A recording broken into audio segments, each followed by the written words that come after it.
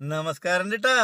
കേന്ദ്ര ഉന്നത വിദ്യാഭ്യാസ മന്ത്രി ധർമ്മേന്ദ്ര പ്രധാൻജി രാജിവെച്ചതിൽ പാലക്കാടും മലപ്പുറത്തും മറ്റു പലയിടങ്ങളിലുമായിട്ട് SFIക്കാരും DYFIക്കാരും അന്തം കമ്മികളുമൊക്കെ ചേർന്ന് പായസം വച്ചും പൊങ്കാലയിട്ടും വെടിക്കെട്ട് നടത്തിയുമൊക്കെ ആഘോഷിക്കുകയുണ്ടായി. ഞാൻ ഒരു കാര്യം ചോദിക്കട്ടെ, കേരളത്തിലെ പിണറായി മഹാരാജാവ് 10 കൊല്ലം ഭരിച്ചല്ലോ. ഈ 10 കൊല്ലം ഭരിച്ച സമയത്ത് ഇവിടെ PSC വിദ്യാർത്ഥികൾ മുട്ടിലിഴയുകയും വെന്തുരുകുന്ന ടാറിട്ട റോഡിൽ ശയനപ്രദക്ഷിണം ചെയ്യുകയും മണ്ണ് വാരി തിന്നുകയും ചെയ്യുകയുണ്ടായി. അന്ന് ഈ HFIക്കാരൊക്കെ എവിടെയായിരുന്നു? അന്ന് എന്തുകൊണ്ട് നിങ്ങൾ പിണറായി രാജിവെക്കണമെന്ന് പറഞ്ഞില്ല? ഒട്ടനവധി വിദ്യാർത്ഥികൾ കരഞ്ഞു നിലവിളിച്ച് തലവഴി വെള്ളം കോരി ഒഴിച്ച് ഉറക്കമിളച്ച് പഠിച്ചതാണ് സാറേ എന്ന് പറഞ്ഞ് കരഞ്ഞ് അപേക്ഷിച്ചിട്ടും ആ റാങ്ക് ലിസ്റ്റിൽപ്പെട്ട വിദ്യാർത്ഥികൾക്ക് നിയമനം കൊടുക്കാതിരുന്നപ്പോൾ നിങ്ങൾ SFIക്കാരൊക്കെ എവിടെയായിരുന്നു?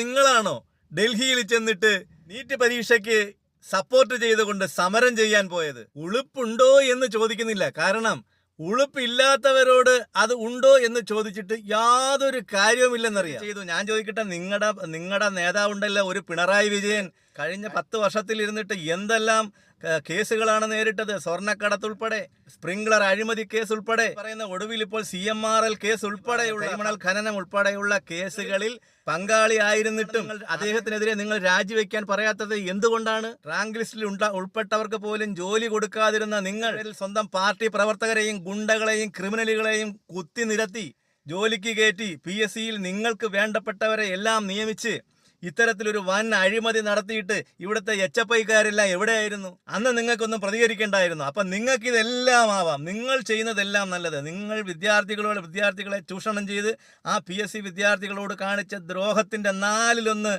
ഈ പറയുന്ന ധർമ്മേന്ദ്ര പ്രധാൻ ചെയ്തിട്ടില്ല.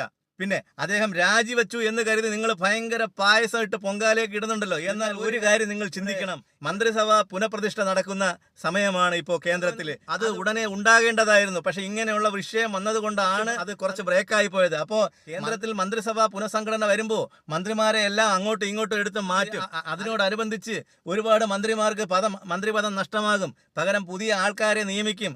അതിനോടനുബന്ധിച്ചാണ് ഈ ധർമ്മേന്ദ്ര പ്രധാനെ മാറ്റിയത് എന്നുള്ളത് പോലും അറിയാതെ ഇവിടെ കിടന്ന് പായസം വെച്ച് പടക്കം പൊട്ടിക്കുന്ന ഈ അന്തം കമ്മികൾ, അതുപോലും ഇവർക്ക് മനസ്സിലാക്കാനുള്ള കഴിവില്ലാതെ പോയല്ലോ എന്നാണ് ഞാൻ വിചാരിക്കുന്നത്. ഈ ശബരിമലയിൽ സ്വർണ്ണമോഷണം നടത്തിയതിൽ മുഴുവനും സഖാക്കളല്ലേ പെട്ടത്?